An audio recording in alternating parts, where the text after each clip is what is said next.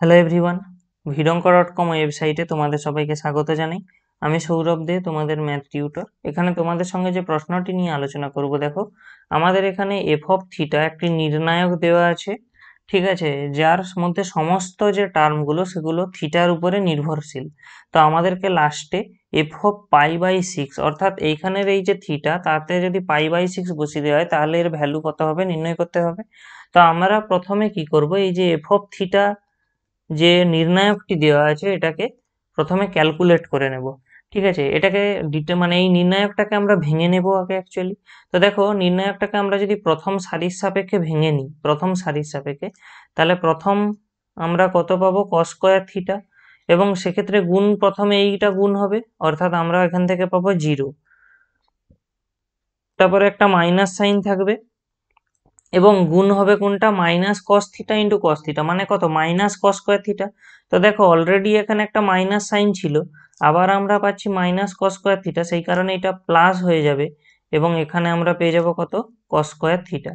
Next term হলো minus, আবার এরপরে আমরা মাইনাস এই কস থিটা সাইন থিটার সাপেক্ষে বিশ্লেষণ করব।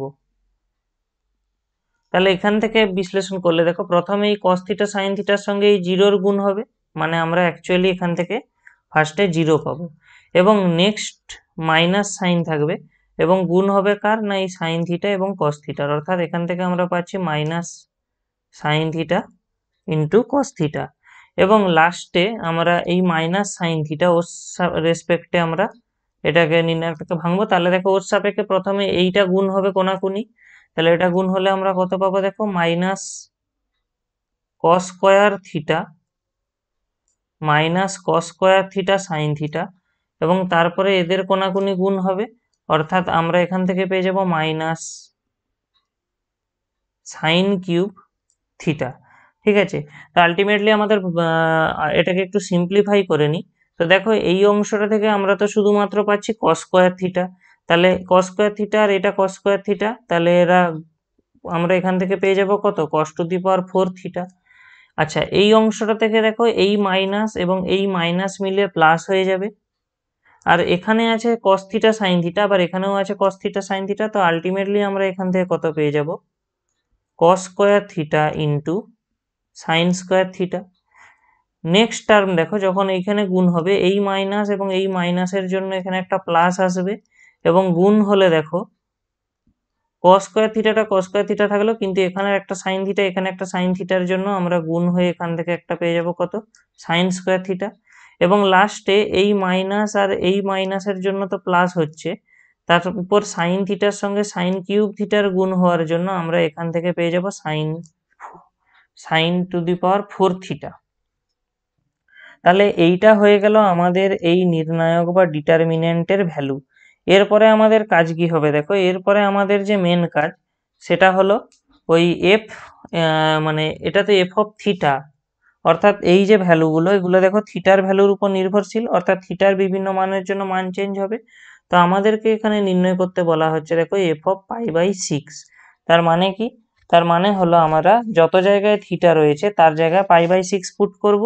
তাহলে আমরা অ্যাকচুয়ালি কি পাবো, এখান থেকে cos to the power 4 pi by six plus cos square pi by six into sine square pi by six plus cos square pi by six into sine square pi by six plus sine to the power 4 pi by six. এবারে একটা জিনিস লক্ষ্য করো, এইখানে যা value এখানের value একই, তো আমরা এখান থেকে যা ভ্যালু পাবো তাকে 2 দিয়ে গুণ করে দিতে পারি, তো আমরা নেক্সট লাইনে ওটাই করব। আচ্ছা, তো cos to the power 4 pi by six যেটা, সেটা মানে কত, আচ্ছা পাই বাই সিক্স মানে অ্যাকচুয়ালি কত, পাই বাই সিক্স মানে অ্যাকচুয়ালি হলো 30 ডিগ্রি, তাহলে কস 30-র মান আমরা জানি কত হয়, √3/2। তাহলে আমরা ওটা এখানে পুট করে দিই, √3/2 হোল টু দি পাওয়ার 4। এবারে আমরা বলেছি এই ভ্যালু একই আসবে বলে আমরা 2 দিয়ে গুণ করে নেব, তাহলে 2 ইন্টু আমরা কত পেয়ে যাব, cos square pi by six মানে কত, √3/2 এর হোল স্কোয়ার, আর সাইন 30-র মান হয় হাফ, তাহলে হাফ এর হোল স্কোয়ার চলে আসবে, plus sine to the power 4 pi by six মানে কত, হাফ টু দি পাওয়ার 4। তাহলে আলটিমেটলি আমরা এখানে কত পাবো, দেখো 9/16, কেন 9/16?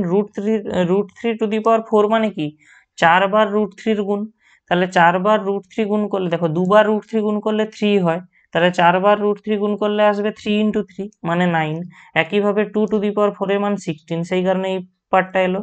এরপরে দেখো আমরা কত পাবো, 9/16 প্লাস 2 ইন্টু √3/2 হোল স্কোয়ার মানে কত 3/4 ইন্টু এখান থেকে আসবে 1/4 প্লাস এখান থেকে কত আসবে 1/16।